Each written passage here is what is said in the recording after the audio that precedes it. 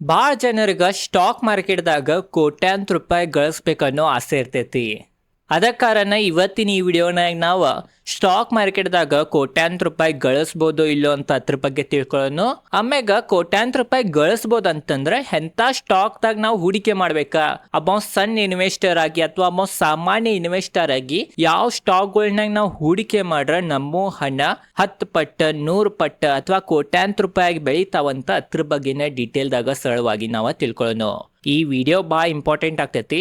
ಭಾಳ ಸಾಮಾನ್ಯ ಹೂಡಿಕೆದಾರರಿಗೆ ಸ್ಟಾಕ್ ಮಾರ್ಕೆಟ್ ಇದ್ದ ಈ ಡಾರ್ಕ್ ರಿಯಾಲಿಟಿ ಬಗ್ಗೆ ಗುರ್ತನೇ ಇರಂಗಿಲ್ಲ.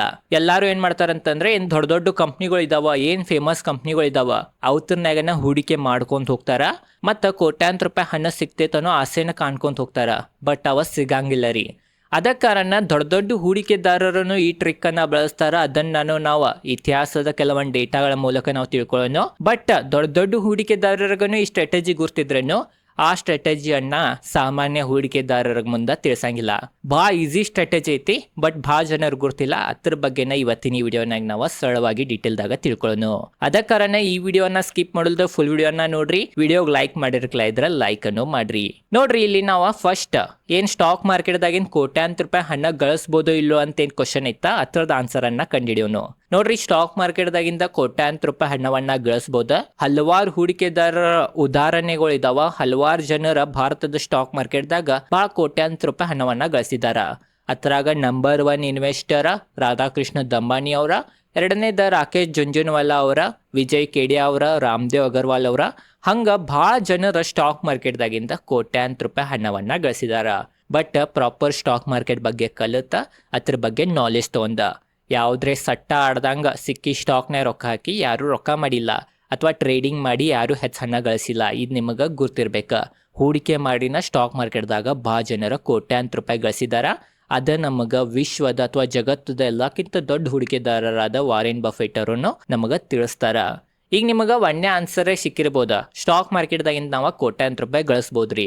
ಅದ ಕಾರಣ ಈಗೇನ್ ತಿಳ್ಕೊಳ್ಳೋಣಂತಂದ್ರ ಯಾವ ಸ್ಟಾಕ್ಗಳ್ನಾಗ ಅಥವಾ ಎಂಥ ಸ್ಟಾಕ್ಗಳ್ನಾಗ ನಾವು ಹೂಡಿಕೆ ಮಾಡ್ರ ಕೋಟ್ಯಾಂತರ ರೂಪಾಯಿ ಹಣವನ್ನ ಗಳಿಸ್ಬೋದ ಅಂತ ಅದ್ರ ಬಗ್ಗೆ ತಿಳ್ಕೊಳ್ಳೋದು. ನೋಡ್ರಿ, ಇಲ್ಲಿ ಒಬ್ಬವ ವೈಭವ್ ಅನ್ನೋ ವ್ಯಕ್ತಿ ಇದಾನ. ಇವ ವೈಭವ್ ಅಂತ ತಿಳ್ಕೊರಿ. ಇವನ್ ಕಡೆ 10 ಲಕ್ಷ ರೂಪಾಯಿ ಇದಾವ, 10 ಲ್ಯಾಕ್ ರುಪೀಸ್ ಇದಾವ. ಇವು 10 ಲ್ಯಾಕ್ ಅನ್ನ ವೈಭವ್ಗ 1 ಕೋಟಿ ಮಾಡೋದೈತ್ರಿ. ಸ್ಟಾಕ್ ಮಾರ್ಕೆಟ್ದಾಗ ಹೂಡಿಕೆ ಮಾಡಿ 1 ಕೋಟಿ ರೂಪಾಯಿ ಗಳಿಸೋದೈತಿ. ಇದ 10 ಲಕ್ಷ ರೂಪಾಯಿ 1 ಕೋಟಿ ಆಗ್ಬೇಕಂತಂದ್ರ ಎಷ್ಟು ಪಟ್ ಗ್ರೋ ಆಗ್ಬೇಕ್ರಿ? 10 ಪಟ್ 10x ಗ್ರೋ ಆತಂತಂದ್ರ 10 ಲಕ್ಷ ರೂಪಾಯಿ 1 ಕೋಟಿ ಆಗ್ತೈತಿ. ಅದ ಕಾರಣ ವೈಭವ್ಗೆ ಏನ್ ಚಾಲೆಂಜ್ ಐತಂತಂದ್ರ ಇವು 10 ಲಕ್ಷ ರೂಪಾಯಿ ಹಣ ಇದಾವ, ಒಂದ್ ಚಲೋ ಸ್ಟಾಕ್ನ ಹೂಡಿಕೆ ಮಾಡಿ 10 ಪಟ್ಟ ಗ್ರೋ ಮಾಡ್ಬೇಕ. ಅಂದ್ರ ವೈಭವ್ ಕಡೆನೂ ಏನ್ 10 ಲಕ್ಷ ರೂಪಾಯಿ ಹಣ ಇದಾವ, ಅವ 1 ಕೋಟಿ ರೂಪಾಯಿ ಆಗಾಕ ಸಾಧ್ಯ ಐತಿ.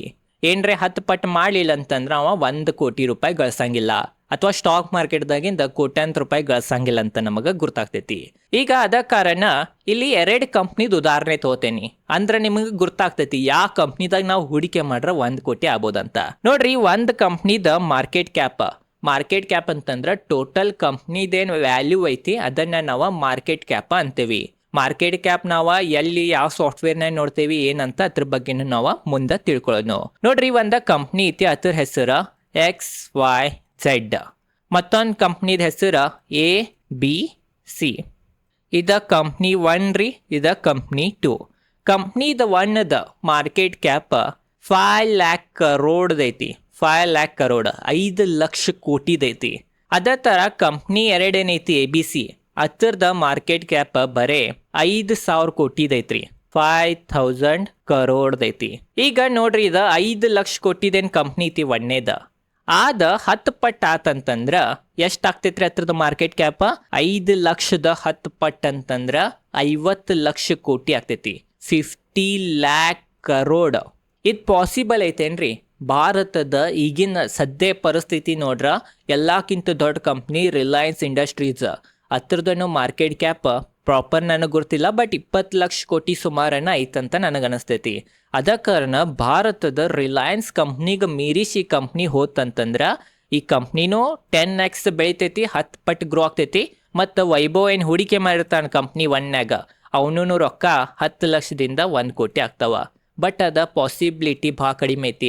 ಆ ಥರ ಆಗೋ ಚಾನ್ಸಸ್ ಭಾಳ ಕಡಿಮೆ ಐತಿ. ಯಾಕಂತಂದ್ರೆ ಆಲ್ರೆಡಿ ದೊಡ್ಡ ಕಂಪ್ನಿ ಮತ್ತೊಂದಿಷ್ಟು ಬೆಳೆಯೋ ಚಾನ್ಸಸ್ ಭಾಳ ಕಡಿಮೆ ಇರ್ತೈತೆ ಅಂತ ನಮಗೆ ಇತಿಹಾಸ ತಿಳಿಸ್ತೈತೆ ಅಥವಾ ಪಾಸ್ಟ್ ಡೇಟಾ ನಮಗೆ ತಿಳಿಸ್ತೈತಿ. ಅತ್ರಾಗೂ 50 ಲಕ್ಷ ಕೋಟಿ ಹೋಗ್ಬೇಕಂತಂದ್ರೆ ಭಾಳ ಮೆಹನತ್ ಪಡ್ಬೇಕ್ರಿ, ಭಾಳ ತ್ರಾಸ ಪಡ್ಬೇಕು, ಭಾಳ ಕಷ್ಟ ಪಡ್ಬೇಕು. ಅವಾಗನ ಈ ಕಂಪ್ನಿ ಏನೈತಿ XYZ ಅದ ತಲುಪೋದ. ಅದ ಕಾರಣ ವೈಭವ್ ಇಂಥ ಕಂಪ್ನಿದಾಗ ಹೂಡಿಕೆ ಮಾಡಿದಂತಂದ್ರೆ ಅವನು ಹಣ 10 ಪಟ್ಟು ಆಗೋ ಚಾನ್ಸಸ್ ಭಾಳ ಕಡಿಮೆ ಅಥವಾ ಆಲ್ಮೋಸ್ಟ್ ಆಗಂಗಿಲ್ಲ ಅಂತ ನಾವು ತಿಳ್ಕೊಬೋದ. ಬಟ್ ಈಗ ಎರಡನೇ ಕಂಪ್ನಿ ತಿಳ್ಕೊಂಡ್ರಿ. ಅದ ವೈಭವ್ ಒಂದನೇ ಕಂಪ್ನಿದಾಗ ಹೂಡಿಕೆ ಮಾಡಂಗಿಲ್ಲ, ಎರಡನೇ ಕಂಪ್ನಿನಾಗ ಹೂಡಿಕೆ ಮಾಡ್ತಾನ.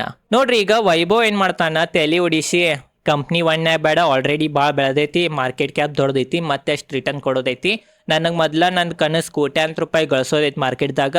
ಅದ ಕಾರಣ ಒನ್ನೇ ಹೂಡಿಕೆ ಮಾಡ್ರ ಚಾನ್ಸಸ್ ಭಾಳ ಕಡಿಮೆ ಐತಿ, ಆಲ್ರೆಡಿ ಬೆಳೆದಿದ್ದ ಕಂಪ್ನಿ ಐತೆ ಅಂತ ಏನು ಮಾಡ್ತಾನ ವೈಭವ್ ಒಂದು ಚಲೋ ಸ್ಮಾಲ್ ಕ್ಯಾಪ್ ಅಥವಾ ಸಣ್ಣ ಕಂಪ್ನಿ ಹುಡುಕ್ತಾನ. ಅದ್ರದ್ದು ಫಂಡಮೆಂಟಲ್ ಎಲ್ಲ ಚಲೋ ಇರ್ತಾವ. ಮೇನ್ ಇಂಪಾರ್ಟೆಂಟ್ ಇದು ಮಾರ್ಕೆಟ್ ಕ್ಯಾಪ್ ಹೇಳತ್ತೇನಂತಂದ್ರೆ ಮಾರ್ಕೆಟ್ ಕ್ಯಾಪನ್ನು ನೋಡಿನ ಹೂಡಿಕೆ ಮಾಡಬಾರ್ದ. ಕಂಪ್ನಿದ ಬಿಸ್ನೆಸ್, ಕಂಪ್ನಿದ ಫಂಡಮೆಂಟಲ್, ಕಂಪ್ನಿದ ಓನರ್ ಪಾಸ್ಟ್ ಹಿಸ್ಟ್ರಿ, ಕಂಪ್ನಿದ ಓನರ್ ತುಡುಗಿರ್ಬಾರ್ದು. ಕಂಪ್ನಿದ ಬಿಸ್ನೆಸ್ ಫ್ಯೂಚರಿಸ್ಟಿಕ್ ಬಿಸ್ನೆಸ್ ಇರ್ಬೇಕು, ಮುಂದೆ ಫ್ಯೂಚರ್ನಾಗ ನಡಿಬೇಕು, ಹಂಗೆಲ್ಲಾನು ನೋಡೋದಿರ್ತೈತಿ. ಬಟ್ ಅದ್ರಾಗಿಂದ ಇದು ಒಂದ ಪಾರ್ಟ್. ಅದ ಕಾರಣ ವೈಭವ್ ಎಲ್ಲ ಫಂಡಮೆಂಟಲ್ ಚಲೋ ಐತೆ, ಎಲ್ಲ ಚಲೋ ಐತೆ ಅಂತ ನೋಡ್ತಾನ. ಆಮ್ಯಾಗ ಏನು ಮಾಡ್ತಾನಂತಂದ್ರೆ ಅವನು 10 ಲಕ್ಷ ರೂಪಾಯಿ ಇದೇನು ABC ಅನ್ನೋ ಕಂಪ್ನಿ ಐತಿ ಅದ್ರಾಗ ಹೂಡಿಕೆ ಮಾಡ್ತಾನ. ಆ ಕಂಪ್ನಿದ ಮಾರ್ಕೆಟ್ ಕ್ಯಾಪ್ 5000 crore ಇರ್ತೈತಿ. ಈ 5000 crore ಕಂಪ್ನಿ ಆಮೇಗ 5 ವರ್ಷನಾಗನ ಅದ್ರ ಬಿಸ್ನೆಸ್ ಎಲ್ಲ ಚಲೋ ಇರೋ ಕಾರಣ ಒಮ್ಮೆ 10 ಪಟ್ಟು ಆಗ್ತೈತ್ರಿ, 10x ಆಗ್ಬಿಡ್ತೈತಿ. ಕಂಪ್ನಿದ ಮಾರ್ಕೆಟ್ ಕ್ಯಾಪ್ 50,000 ಕೋಟಿ ಆಗ್ತೈತಿ. ಮತ್ತು 5,000 ಕೋಟಿದ ಕಂಪ್ನಿ 50,000 ಕೋಟಿ ಆಗೋದ ಸಂಭಾವನೆ ಭಾಳ ಹೆಚ್ಚಿರ್ತೈತಿ. ಅಲ್ಲೇನ ಚಾನ್ಸಸ್ ಭಾಳ ಕಡಿಮೆನೇ ಇರಂಗಿಲ್ಲ ರೀ, ಆಗ್ಬೋದ. ಯಾಕಂತಂದ್ರೆ ಭಾರತದ ಮಾರುಕಟ್ಟೆನಾಗ ನೀವು ಹೋಗಿ ನೋಡ್ರಿ, 50,000 ಕೋಟಿ ಇರೋ ಮಾರ್ಕೆಟ್ ಕ್ಯಾಪ್ದು ಕಂಪ್ನಿಗಳು ಹಲವಾರು ಇದಾವ. ಅದ ಕಾರಣ 5,000 ಕೋಟಿದಿಂದ 50,000 ಕೋಟಿ ಆಗೋ ಸಂಭಾವನೆ ಭಾಳ ಹೆಚ್ಚಿರ್ತೈತಿ, ಮತ್ತು ಅದು ಫ್ಯೂಚರ್ನೇ ಆಗುತ್ತೈತಿ. ಅವಾಗ ವೈಭವ್ದನ್ನು 10 ಲಕ್ಷ ರೂಪಾಯಿ 1 ಕೋಟಿ ಆಗ್ತಾವ. ಕಂಪ್ನಿನೂ 10 ಪಟ್ಟಾತ, ವೈಭವ್ದ ರೊಕ್ಕನೂ 10x ಆತ.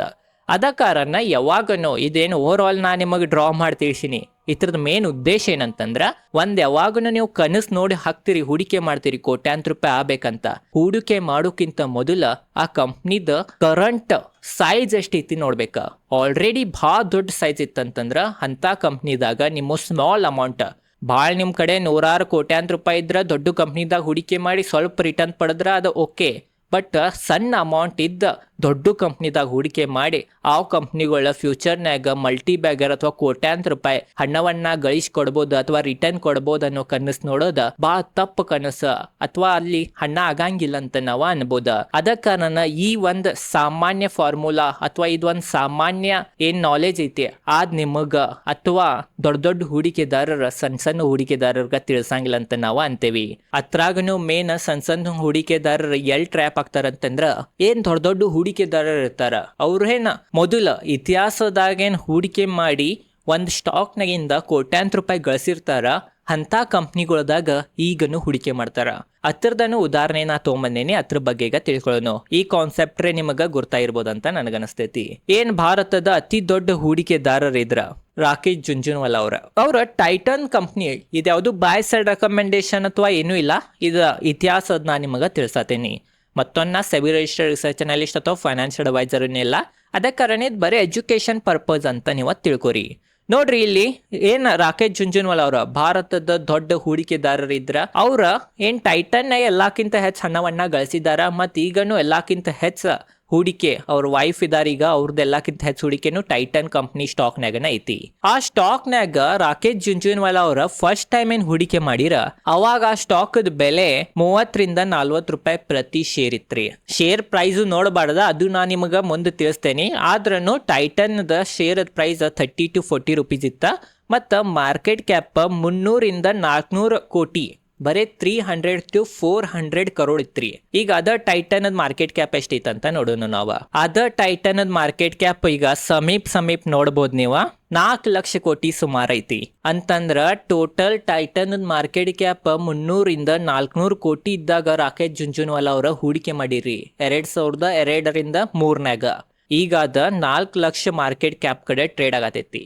ಬಟ್ ರಿಟೇಲ್ ಇನ್ವೆಸ್ಟರ್ ರಾಕೇಶ್ ಜುಂಜುನವಾಲ ಅವರ ಮೊದಲ ಟೈಟನ್ನೇ ಹೂಡಿಕೆ ಮಾಡಿ ಕೋಟ್ಯಾಂತರ ರೂಪಾಯಿ ಹಣವನ್ನ ಗಳಿಸಿರ. ಈಗ ನಾವು ಅದ ಟೈಟನ್ ಅನ್ನ ಬಾಯ್ ಮಾಡುನು, ನಮ್ದು ಕೋಟ್ಯಾಂತರ ರೂಪಾಯಿ ಮುಂದೆ ಆಗ್ಬೋದು, 20-30 ವರ್ಷ ಲಾಂಗ್ ಟರ್ಮ್ ಪ್ರಕಾರ ಇಡೂನು ಕೋಟ್ಯಾಂತರ ರೂಪಾಯಿ ಹಣ ಆಗ್ಬೋದಂತ ಕನಸಿಡ್ತಾರ. ಆಗೂಬೋದ, ಆಗಂಗಿಲ್ಲ ಅಂತಾನು ಅನ್ನಂಗಿಲ್ಲ. ಯಾಕಂದ್ರೆ ಮಾರ್ಕೆಟ್ದಾಗ ಏನ್ ಬೇಕಾದಾಗ್ಬೋದ, ಬಟ್ ಅದಾಗೋ ಸಂಭಾವನೆ ಬಹಳ ಕಡಿಮೆ. ಯಾಕಂತಂದ್ರ ಈಗ ಇದು 4 ಲಕ್ಷ ಕೋಟಿದ ಮಾರ್ಕೆಟ್ ಕ್ಯಾಪದ ಕಂಪ್ನಿ 10 ಪಟ್ಟಾದ್ರೂ 40 ಲಕ್ಷ ಕೋಟಿ ಆಗ್ತೈತ್ರಿ. ಆ ಥರ ಕಂಪ್ನಿ ಬೆಳಿಬೇಕಂತಂದ್ರೆ ಭಾಳ ಕಠಿಣ.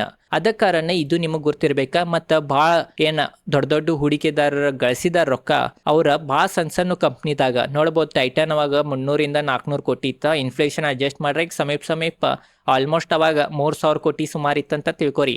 ಅವಾಗ ಯಾಕಂದ್ರೆ ರುಪೀಸದ ವ್ಯಾಲ್ಯೂ ಕಡಿಮೆ ಇತ್ತ. ಅವಾಗ ನೋಡಿರ್ಬೋದು ನೀವು, ಒಂದು ಪಲ್ಯ ತೊಗೋಬೇಕಂದ್ರೆ 10 ರೂಪಾಯಿ 20 ರೂಪಾಯಿನಾಗ ಸಿಕ್ತಿತ್ತ ತರಕಾರಿ ಅದು. ಬಟ್ ಈಗ ತುಟ್ಟಿ ಆಗೈತಿ. ಅದ ಕಾರಣ ಆಲ್ಮೋಸ್ಟ್ ಈ ಥರ ಸ್ಮಾಲ್ ಕ್ಯಾಪ್ ಕಂಪ್ನಿದಾಗನ ರಾಕೇಶ್ ಜುಂಜುನವಾಲ ಅವ್ರು ಹೂಡಿಕೆ ಮಾಡಿರ. ಅದ ಕಾರಣ ಅವ್ರೀಗ ಇಷ್ಟು ವೆಲ್ತ್ ಕ್ರಿಯೇಟ್ ಮಾಡಿದಾರಂತ ನಾವು ಅನ್ಬೋದ. ಮತ್ತೊಂದನ್ನು ಹೇಳಿನಿ ನಾ, ಸ್ಟಾಕ್ ಪ್ರೈಸ್ ನೋಡಿ ಹೂಡಿಕೆ ಮಾಡಬಾರ್ದಂತ. ಈಗ ಅದ್ರ ಬಗ್ಗೆ ತಿಳ್ಕೊಳ್ಳೋದು ನೋಡ್ರಿ. ಈಗ MRF ಸ್ಟಾಕದ ಬೆಲೆ ನೋಡ್ರಿ ನೀವು, 1,30,000 ನಡೆದೈತಿ. MRF ಒಂದು ಶೇರ್ MRF ನೀವು ತೊಗೋಬೇಕಂತಂದ್ರೆ 1,30,000 ನೀವು ಕೊಡ್ಬೇಕಾ. ಅದ ನಾವು ವಡಾಫೋನ್ ಐಡಿಯಾದ ನೋಡೋನು. ವಡಾಫೋನ್ ಐಡಿಯಾದ ಶೇರದ ಪ್ರೈಸ್ ಎಷ್ಟಿತ್ರಿ? 11 ರೂಪಾಯಿ ಐತ್ರಿ. ಬರೀ 11 ರೂಪಾಯಿ ಕೊಟ್ರೆ 1 ಶೇರ್ ಬರ್ತೈತಿ. ಈಗ ವಡಾಫೋನ್ ಐಡಿಯಾ ಮತ್ತು MRF ಎರಡೂ ಕಂಪ್ನಿದಾಗ ಎಲ್ಲಕ್ಕಿಂತ ದೊಡ್ಡ ಕಂಪ್ನಿ ಯಾವುದಂತ ಕ್ವಶನ್ ಕೇಳ್ರೆ ನಿಮ್ಮದು ಆನ್ಸರ್ ಏನಿರ್ತೈತ್ರಿ? ಕಮೆಂಟ್ ಸೆಕ್ಷನ್ನ ಹೇಳ್ರಿ. 1 2 3 4 5 ಕಮೆಂಟ್ ಮಾಡಿರ್ಬೋದು. ಈಗ ನೋಡ್ರಿ ಹೇಳ್ತೇನೆ ನೋಡ್ರಿ, ಎರಡರನಾಗನು ಎಲ್ಲಕ್ಕಿಂತ ದೊಡ್ಡ ಕಂಪ್ನಿ ವಡಾಫೋನ್ ಐಡಿಯಾ. ಸ್ಟಾಕದ ಬೆಲೆ 11 ರೂಪಾಯಿ ಐತಿ. ಬಟ್ ಮಾರ್ಕೆಟ್ ಕ್ಯಾಪ್ ನೋಡ್ಬೋದು ನೀವು 1,22,000 ಕೋಟಿದೈತಿ. ಅದ ನಾವು MRF ನೋಡ್ರೆ ಬರೀ 55,000 ಕೋಟಿದೈತಿ MRF ಮಾರ್ಕೆಟ್ ಕ್ಯಾಪ್. ಅದ ಕಾರಣ ಒಬ್ರು ಹೂಡಿಕೆದಾರರಾಗಿ ಸ್ಟಾಕದ ಬೆಲೆ ನೋಡಬಾರ್ದ, ಮಾರ್ಕೆಟ್ ಕ್ಯಾಪ್ ನೋಡ್ಬೇಕಾ. ಯಾವ ಥರದ ಮಾರ್ಕೆಟ್ ಕ್ಯಾಪ್ ಕಡಿಮೆ ಇರ್ತೈತಿ ಅಂಥದ್ರದಾಗನ ಭಾಳ 100x 1000x ಹಣ ಆಗ್ತದಂತೇನು ಎಲ್ಲ ಸ್ಟಾಕ್ ಮಾರ್ಕೆಟ್ದಾಗ ಹೇಳ್ತಾರ. ಅಂಥ ಕಂಪ್ನಿಗಳದಾಗನ ಆಗೋ ಸಂಭಾವನೆ ಭಾಳ ಹೆಚ್ಚಿರ್ತೈತಿ. ಮತ್ತು ಭಾಳ ಜನರು ಅಂಥ ಕಂಪ್ನಿದಾಗ ಹೂಡಿಕೆ ಮಾಡಿನ ಭಾಳ ರೊಕ್ಕವನ್ನ ಗಳಿಸಿದಾರ. ಇದು ನಿಮಗೆ ಗುರ್ತಿರ್ಬೇಕ. ಅದಕ್ಕೆ ಕಾರಣ ಇದ ಯಾರು ನಿಮಗೆ ತಿಳಿಸಂಗಿಲ್ಲ. ಮತ್ತೊಂದನ್ನು ನಾವು ತಿಳ್ಕೊಳ್ಳೋಣ. ಇದು ನಾ ಇಲ್ಲಿ ತಿಳಿಸ್ತೇನೆ ನಿಮಗೆ. ನೋಡ್ರಿ, ಇಲ್ಲಿ ನಾ ತಿಳಿಸ್ತೇನೆ. ಕುಮಾರ್ ಅನ್ನೋ ಒಬ್ಬ ವ್ಯಕ್ತಿ ಇರ್ತಾನ. ಕುಮಾರ್ ಮತ್ತೊಬ್ಬ ವೈಭವ್ ಅನ್ನೋ ವ್ಯಕ್ತಿ ಇರ್ತಾನ. ಕುಮಾರ್ ಕಡೆ 10 ಕೋಟಿ ರೂಪಾಯಿ ಇರ್ತಾವ. ಅದ ವೈಭವ್ ಕಡೆ ಬರೀ 10,000 ರೂಪಾಯಿ ಇರ್ತಾವ. ಇಬ್ರು ಏನ್ ಮಾಡ್ತಾರಂತಂದ್ರ ಒಂದ್ ಕಂಪ್ನಿದಾಗ ಹೂಡಿಕೆ ಮಾಡ್ತಾರ. ಅದ್ರದ ಮಾರ್ಕೆಟ್ ಕ್ಯಾಪ್ ಆಲ್ರೆಡಿ ಭಾಳ ಬೆಳೆದಿರ್ತೈತ್ರಿ. ಆ ಮಾರ್ಕೆಟ್ ಕ್ಯಾಪ್ ಎಷ್ಟಿರ್ತೈತೆ ಅಂತಂದ್ರ 5 ಲಕ್ಷ ಕೋಟಿನೇ ಇರ್ತೈತಂತ ತಿಳ್ಕೊರಿ. 5 lakh crore ಇರ್ತೈತಿ. ಅತ್ರಾಗ ಇಬ್ರು, ಕುಮಾರ್ 10 ಕೋಟಿ ಹೂಡಿಕೆ ಮಾಡ್ತಾನ, ವೈಭವ್ ಬರೀ 10,000 ರೂಪಾಯಿ ಹೂಡಿಕೆ ಮಾಡ್ತಾನ. ಈ ಕಂಪ್ನಿ 5 ವರ್ಷನಾಗ 100% ರಿಟರ್ನ್ ಕೊಡ್ತೈತ್ರಿ. 100% ರಿಟರ್ನ್ ಕೊಡ್ತೈತಿ. ಯಾಕಂತಂದ್ರೆ ಆಲ್ರೆಡಿ ಲಾರ್ಜ್ ಕ್ಯಾಪ್ ಇರ್ತೈತಿ. ಲಾರ್ಜ್ ಕ್ಯಾಪ್ ಇರೋ ಕಾರಣ 5 yearsಗೆ 100% ರಿಟರ್ನ್ ಕೊಡ್ತೈತಿ. ಅಂತಂದ್ರೆ ಆಲ್ಮೋಸ್ಟ್ ಇಯರ್ಲಿ 15% ರಿಟರ್ನ್ ಕೊಟ್ಟೈತಂತ ನೀವು ತಿಳ್ಕೊರಿ. ಈಗ 100% 5 ವರ್ಷನೇ ರಿಟರ್ನ್ ಕೊಡೋಣ. ಕುಮಾರ್ದು 10 ಕೋಟಿ ಏನು ಹೂಡಿಕೆ ಮಾಡಿರಿ ಈ ಕಂಪ್ನಿದಾಗ. ಆ ಕುಮಾರ್ದ 5 ವರ್ಷ ಆಗಾನ 10 ಕೋಟಿ ಏನು ಹೂಡಿಕೆ ಮಾಡಿರ್ತಾನ ಅವ 20 ಕೋಟಿ ಆಗ್ತಾವ. ಅದ ವೈಭವ 10,000 ಏನು ಹೂಡಿಕೆ ಮಾಡಿರ್ತಾನ ಅವಂಗೂ ಸೇಮ್ 100% ರಿಟರ್ನ್ ಸಿಗ್ತೈತಿ. ಬಟ್ ಅವನ ಅಮೌಂಟ್ ಬರೇ 20,000 ಆಗ್ತಾವ. ಅದ ಕಾರಣ ಯಾವಾಗನು ಕಡಿಮೆ ಹೂಡಿಕೆ ಇತ್ತಂತಂದ್ರೆ, ಕಡಿಮೆ ನಿಮ್ಮ ಕಡೆ ಹೂಡಿಕೆ ಮಾಡಕ್ಕೆ ಹಣ ಇತ್ತಂತಂದ್ರೆ ನೀವು ಸಣ್ಣ ಕಂಪ್ನಿದಾಗ ಹೂಡಿಕೆ ಮಾಡ್ಬೇಕಾ. ಅಂದ್ರೆ ಕೋಟ್ಯಾಂತರ ರೂಪಾಯಿ ಹಣ ಗಳಿಸ್ಬೋದಾ. ದೊಡ್ಡವ್ರು ಏನು ಕೋಟಿ ಗಂಟ್ಲೆ ಹಣ ಇರ್ತಾವ ಅವ್ರ ಕಡೆ, ಅವ್ರು ಬೇಕಾದ್ರೆ ಲಾರ್ಜ್ ಕ್ಯಾಪ್ನಾಗ ಇದು ಹೂಡಿಕೆ ಮಾಡಿ ಸ್ವಲ್ಪ ಅವ್ರಿಗೆ ನೋಡ್ಬೋದು ನೀವು. 100% ಕೊಟ್ರೂ ಒಮ್ಮೆ ಡಬಲ್ ಆತ್ರಿ. ಒಮ್ಮೆ 10 ಕೋಟಿದು 20 ಕೋಟಿ ಆತ. ಆ ಥರ ಹಣವನ್ನು ಅವ್ರಿಗೆ ಗಳಿಸ್ಬೋದ. ಅದ ಕಾರಣ ಒಂದು ಫಾರ್ಮುಲಾ ನೀವು ತಿಳ್ಕೊರಿ. ರಿಸ್ಕ್ ಎಲ್ಲಿ ಹೆಚ್ಚಿರ್ತೈತಿ ಅಲ್ಲಿ ರಿಟರ್ನ್ ಹೆಚ್ಚಿರ್ತೈತಿ. ರಿಸ್ಕ್ ಎಲ್ಲಿರ್ತೈತೆ ಅಲ್ಲಿ ರಿಟರ್ನ್ ಹೆಚ್ಚಿರ್ತೈತೆ ಅಂತ ಸಿಕ್ಕಂಗೆ ಗ್ಯಾಮ್ಲಿಂಗ್ ಅದು ಮಾಡೋದಿಲ್ಲ. ಏನು ಲೀಗಲ್ ಐತಿ, ಏನು ಕಲಿತು ನಾವು ಮಾಡ್ಬೋದ ಅಂಥದ್ರದಾಗನ್ನ ರಿಸ್ಕ್ ತೊಗೊಂಡ ರಿಟರ್ನನ್ನು ನೀವು ಪಡ್ಕೋಬೇಕಾ. ಇದು ನಿಮ್ಗೆ ಗುರ್ತ ಇರ್ಬೋದ. ಮತ್ತೊಂದನೇ ಏನಂತಂದ್ರೆ, ನಿಮಗೆ ರಿಸ್ಕನ್ನ ಬೇಡ ಬಟ್ ಹಣ ಮಾಡಬೇಕು, ಬಟ್ ಸ್ವಲ್ಪ ಸ್ಲೋ ಆಗಲಿ ಬಟ್ ಆಗಲೇ ಅನ್ನೋದೇನ್ರಿ ನಿಮ್ಮ ತಲೆಯಾಗಿತ್ತಂತಂದ್ರೆ ನೀವು ಡೈವರ್ಸಿಫೈನ ಯೂಸ್ ಮಾಡ್ಬೋದ. ಸ್ವಲ್ಪ ಹಣವನ್ನ ಲಾರ್ಜ್ ಕ್ಯಾಪ್ನ ಹಾಕ್ಬೋದು, ಸ್ವಲ್ಪ ಮಿಡ್ ಕ್ಯಾಪ್ನ ಹಾಕ್ಬೋದು, ಉಳಿದಿದ್ದೆಲ್ಲ ಸ್ಮಾಲ್ ಕ್ಯಾಪ್ನ ಹಾಕ್ಬೋದ. ಬಟ್ ಡೈವರ್ಸಿಫೈ ಭಾಳ ಇಂಪಾರ್ಟೆಂಟ್ ರೀ. ಅದ್ರಲ್ಲ ಮೇನ್ ಏನಂತಂದ್ರೆ ಒಂದೇ ಸ್ಟಾಕ್ನ ಹೂಡಿಕೆ ಮಾಡಿ ಎಲ್ಲ ರೊಕ್ಕ ಕಳ್ಕೊಬೋದ, ಅದಾಗಂಗಿಲ್ಲ. ಓವರ್ ಆಲ್ ಇದೇ ಇತ್ತು. ಈ ವಿಡಿಯೋನ ನಿಮಗೆ ಗುರ್ತಾಗಿರ್ಬೋದ ಮಾರ್ಕೆಟ್ ಕ್ಯಾಪ್ ಎಷ್ಟು ಇಂಪಾರ್ಟೆಂಟ್ ಅಂತ. ಮಾರ್ಕೆಟ್ ಕ್ಯಾಪ್ ಎಲ್ಲಿ ನೋಡ್ಬೇಕಂತ ನಿಮಗೆ ಗೊತ್ತಿರಲಿಲ್ಲ ಅಂತಂದ್ರೆ screener.in ಅಂತ ವೆಬ್ಸೈಟ್ ಐತಿ. ಈ ಥರ ಹೋಗಿ ಯಾವ ಕಂಪ್ನಿ ಬೇಕು ಆ ಕಂಪ್ನಿ ಹೆಸರು ಹೊಡೀರಿ. ಎಕ್ಸಾಂಪಲ್ ಇಲ್ಲಿ ರಿಲಯನ್ಸ್ದು ಹೊಡಿಯೋನು ನಾವು, ರಿಲಯನ್ಸ್ ಇಂಡಸ್ಟ್ರೀಸ ನೋಡ್ಬೋದು ನೀವು. ರಿಲಯನ್ಸ್ ಇಂಡಸ್ಟ್ರೀಸ್ ಮಾರ್ಕೆಟ್ ಕ್ಯಾಪ್ ಬಂತ ಅಥವಾ ಫಂಡಮೆಂಟಲ್ ಎಲ್ಲ ಬಂತ. ಫಂಡಮೆಂಟಲ್ದು ಒಂದು ಸೀರೀಸ್ ನಾ ನಡ್ಸೀನಿ, ಫ್ರೀನ ವಿಡಿಯೋ ಹಾಕತ್ತೀನಿ. ಆ ವಿಡಿಯೋಗಳು ನೋಡೋದಿದ್ರೆ ನನ್ನ ಪ್ಲೇಲಿಸ್ಟ್ನೇ ಹೋಗಿ ನೋಡ್ಬೋದಾ. ಅಥವಾ ಇನ್ನೊಂದನ್ನ ಬೆಸ್ಟ್ ಫಂಡಮೆಂಟಲ್ ಬಗ್ಗೆನೂ ವಿಡಿಯೋಗಳು ಮಾಡವಿದ್ದೇನೆ. ಅದ ಕಾರಣ ಚಾನಲ್ ಸಬ್ಸ್ಕ್ರೈಬ್ ಮಾಡಿಲ್ಲ ಅಂದ್ರೆ ಸಬ್ಸ್ಕ್ರೈಬ್ ಮಾಡಿರಿ. ನೋಡ್ಬೋದು ರಿಲಯನ್ಸ್ ಮಾರ್ಕೆಟ್ ಕ್ಯಾಪ್ 19 ಲಕ್ಷ ಕೋಟಿ ಐತಿ. ಸಮೀಪ 20 ಲಕ್ಷ ಕೋಟಿ ಸುಮಾರನ್ನ ಟ್ರೇಡ್ ಆಗತ್ತೈತೆ ಅಂತ ನಾವು ಅನ್ಬೋದಾ.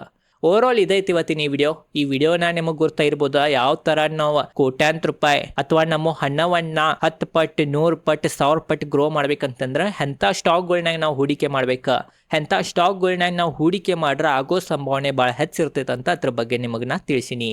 ಇದೈತಿ ಇವತ್ತಿನ ಈ ವಿಡಿಯೋ ಬಗ್ಗೆ ನಿಮಗೇನು ಅನಿಸ್ತೈತೆ ಅಂತನೂ ಕಮೆಂಟ್ ಸೆಕ್ಷನ್ನಾಗ ತಿಳಿಸ್ರಿ. ವಿಡಿಯೋ ಚಲೋ ಅನ್ಸಿರೋ ಲೈಕ್ ಮಾಡಿರಿ. ಏನ್ರೆ ನಿಮಗೆ ಈ ವಿಡಿಯೋಲಿ ಏನೂ ಇನ್ಫಾರ್ಮೇಷನ್ ಸಿಕ್ಕಿತ್ತಂತಂದ್ರೆ ಕಮೆಂಟ್ ಸೆಕ್ಷನ್ನಾಗ ಥ್ಯಾಂಕ್ ಯು ಅಂತ ಕಮೆಂಟ್ ಮಾಡಿರಿ. ಮತ್ತು ನಾನು ಹಿಂದಿನ ವಿಡಿಯೋಗಳನ್ನು ನೀವು ಹೋಗಿ ನೋಡ್ಬೋದಾ. ಇದೇ ಥರ ಭಾಳ ಇನ್ಫಾರ್ಮೇಟಿವ್ ಸರಳವಾಗಿ ಡೀಟೇಲ್ದಾಗ ನಾ ಹಿಂದಿನ ವಿಡಿಯೋಗಳನ್ನಾಗನು ನಾ ತಿಳಿಸೀನಿ. ಇದೈತಿ ಇವತ್ತಿನ ವಿಡಿಯೋ ಚಲೋ ಲೈಕ್ ಮಾಡಿರಿ. ಇದೇ ಥರ ಸ್ಟಾಕ್ ಮಾರ್ಕೆಟ್ ಬಗ್ಗೆ ಕನ್ನಡದಾಗ ಸರಳವಾಗಿ ಡೀಟೇಲ್ದಾಗ ನಾ ವಿಡಿಯೋಗಳು ಮಾಡ್ತಿರ್ತೇನೆ. ಅದ ಕಾರಣ ಚಾನಲ್ ಸಬ್ಸ್ಕ್ರೈಬ್ ಮಾಡಿರಿ. ಧನ್ಯವಾದಗಳು.